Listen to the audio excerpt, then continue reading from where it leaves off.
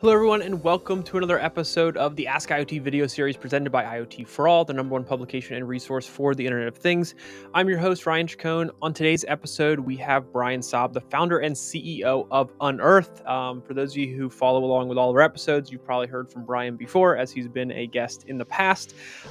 They are a company that offers a mobile GIS solution designed with simple tools for that anyone can use. They call it One Place Field, along with other robust tools and solutions to help basically equip those building and maintaining infrastructure to do their jobs well.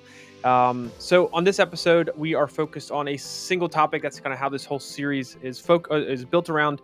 And today it's IoT in the field. What does it mean when we say IoT in the field? What is the future of IoT in the field? Where top trends people are seeing, like map-based solutions, easy to use, data agnostic, how they're integrated, and then keys to success and adoption when it comes to IoT in the field. But yeah, I think you get a lot of value out of it. So please enjoy this episode of the Ask IoT video series. Welcome, Brian. Thanks for taking some time to be here with me today. Yeah, thank you, Ryan. It's great to be here. Absolutely. So I want to kick this off by having you give a quick introduction about yourself and the company for our audience. Yeah, thank you. My name is Brian Saab. I'm the founder and CEO of a company called Unearth.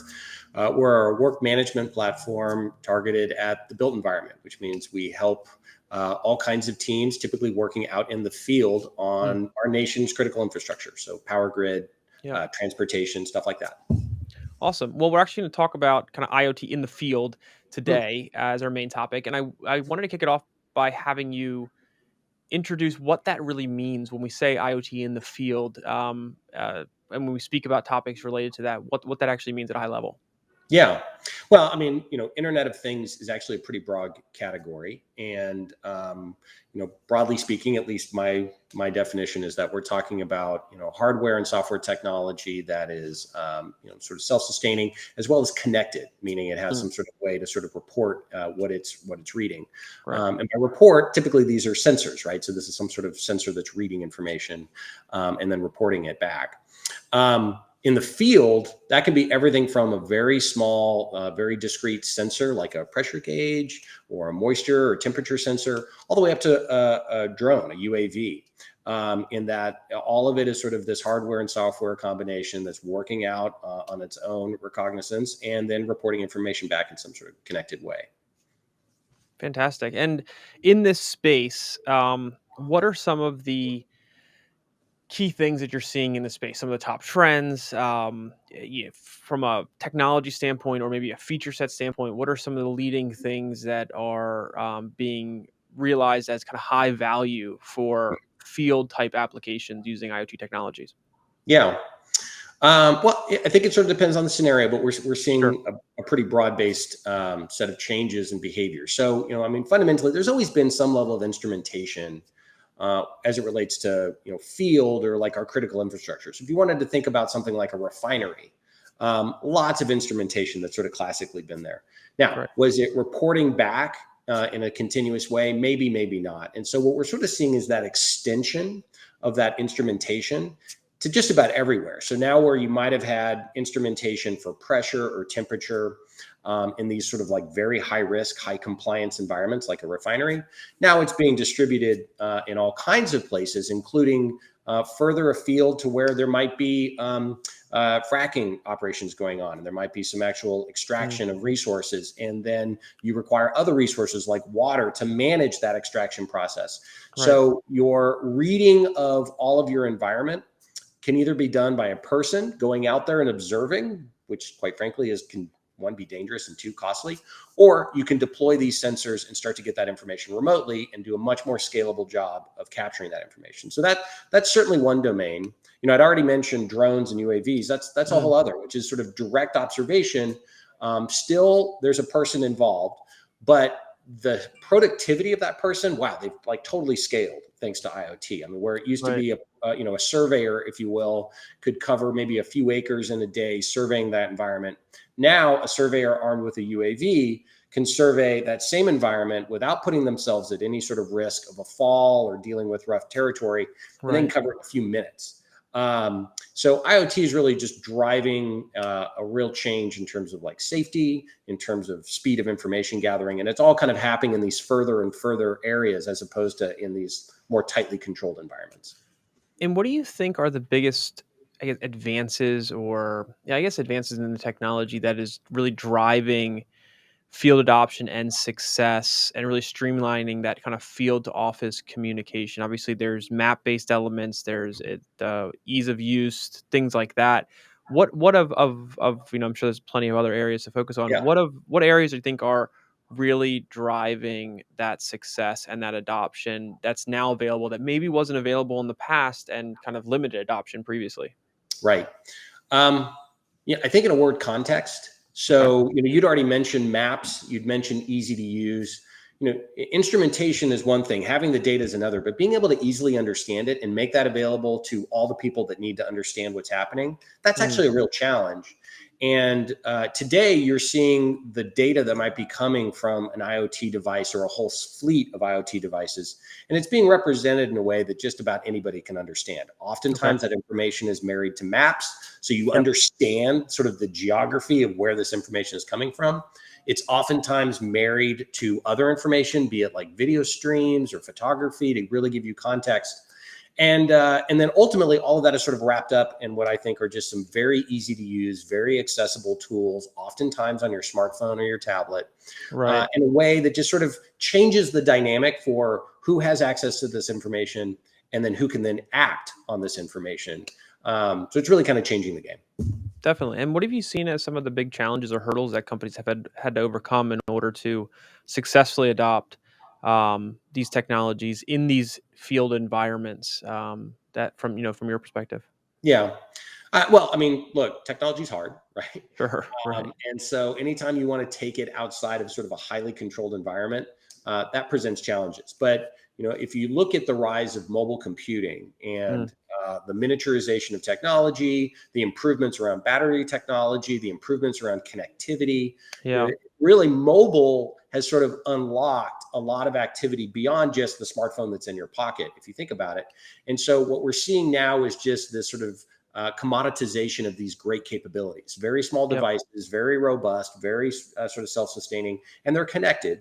And so that I think is really changing the game, where it used to be either cost prohibitive Yep. or just the technology wasn't there, and now it's actually pretty pedestrian, right? Like you can get these devices, you can deploy them, and then there's Right. great software behind these devices to make it all work. Yeah, I think there's an interesting piece to think about, and this is not something that I think everyone is maybe familiar with without working in these industries and working out in the field, is the amount of different elements of technology that needs to be interacted with by the end user, and how simplicity of integration really carries a lot of weight in their likelihood to adopt. Can you kind of talk about what you've seen as that from an evolution standpoint regarding how this integrates in with existing technologies, infrastructure, and then that end user experience so that it makes your life easier, not more complicated? Yeah, 100%. Well, again, I mean, I think it kind of comes down to functionally, it's about context and ease of use, right? We want Right.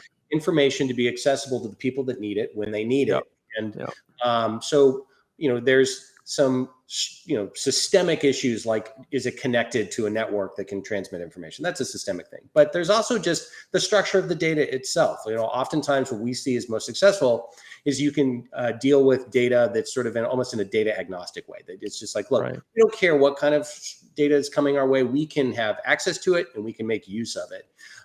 Previously, a lot of these systems were pretty closed. They were sort of proprietary in nature. And so some of that data wasn't as easily accessible. What we're seeing now is just a wholesale shift to open data standards. So it doesn't mean that it's not secure. It's certainly secure. And we're using lots of different security paradigms like SOC 2 and ISO, et Sure. cetera. Sure. But the data itself is easily accessible. It's well formatted. And what that means is that it can be used across a whole number of systems. It can be shared in a very efficient manner.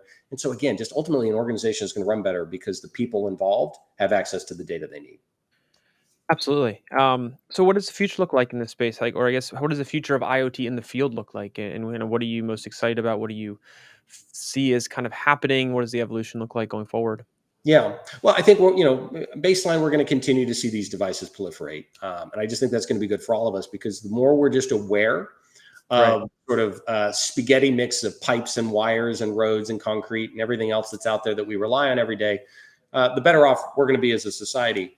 I think the other thing that's going to start to get really interesting is just the power that you're going to have at your fingertips. That as you Yep. step out into that environment with your mobile device, the level of insight and understanding of sort of the hidden world around you is going to really start to be revealed to you, particularly at the sort of professional level. It's eventually it'll get down to a citizen's level, and you might know where your gas lines are Hmm. running through your front Right. yard. Right. Right. But that technology will certainly be at the professional level sooner rather than later, where they'll step out and they'll literally have a map of the underground sewer line, the gas line, the electric lines. They'll understand which ones are energized and not energized. And it'll all be happening in real time thanks to these devices out in the real world, feeding information to them when they need it.